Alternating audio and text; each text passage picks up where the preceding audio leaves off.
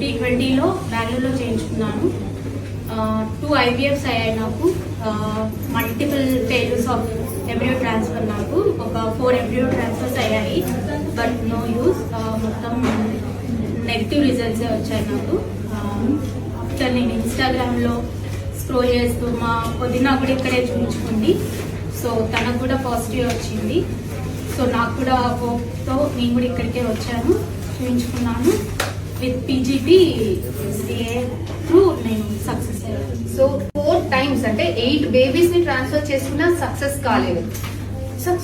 చాలా hopeless situation లో వచ్చారు. ఎందుకు వచ్చారంటే ఒకే ఉద్దేశంలో, ఒక చిన్న హోప్ తోటి, వాళ్ళ వద్దకి ఆడపడుచు కన్సీవ్ అయిందని ఒకే ఒక హోప్ తోటి వచ్చారు. సో వీ డిడ్, మళ్ళీ IVF చేసాము. ఎన్ని బేబీస్ వచ్చాయో, 15 babies, 16 babies వచ్చాయి.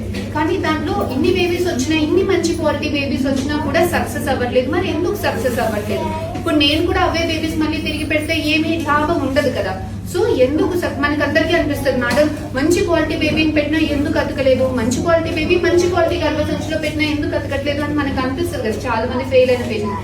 సో కొంతమందికి ఏమైతుంది అంటే, బేబీ జెనెటికల్ గా బయట చూడడానికి ఎంత బాగున్నా కూడా లోపల జెనెటికల్ గా బేబీ అబ్నార్మల్ ఉంటది. అది ఎవరికన్నా అవుతుంది. ఇప్పుడు మనకి న్యాచురల్ గా కన్సీవ్ అయిన వాళ్ళకి కూడా 10 మందిలో 2 abortions ఎలా అయితే అవుతాయో, ఎందుకు అవుతాయి? వాళ్ళకి మళ్ళీ న్యాచురల్ గా మళ్ళీ వస్తుంది. ఎందుకంటే ఆ టైంలో తయారైన బేబీ జెనెటికల్ గా బాగోక అబౌట్ అయింది. సో అలా కొంతమందికి ఏంటి అంటే, ఎక్కువ బేబీస్ జెనెటికల్ గా అబ్నార్మల్ గా తయారీ అవుతాయి చిన్న చిన్న ప్రాబ్లమ్స్, వేరియేషన్స్ వల్ల.